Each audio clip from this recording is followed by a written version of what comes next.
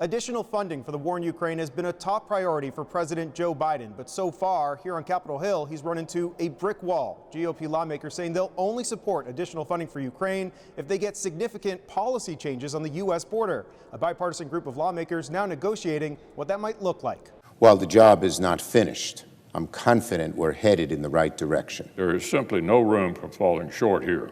Senate leadership from both parties expressing optimism that a deal can be made on the two issues eventually. But immigration remains a major sticking point. Republicans are demanding significant changes to border policy, including limits to the number of migrants eligible for asylum at the border. We are sold out.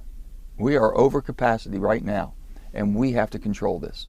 Democratic Senator Joe Manchin from West Virginia joining his Republican colleagues in saying that something needs to be done on the border. You have to raise the threshold as far as on the definition of asylum. You just can't come and say someone threatened me and I've got to come into your country. You have to show and have proof that this type of threat to you and your family is basically untenable, and you cannot live in those conditions.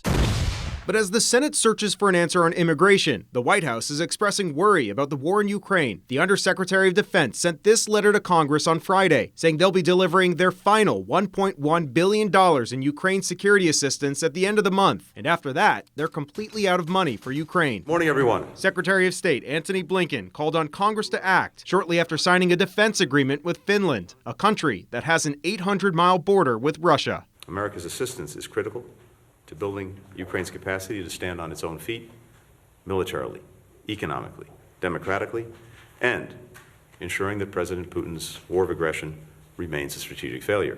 Now, while the negotiations continue, the House has actually already left to go on Christmas break.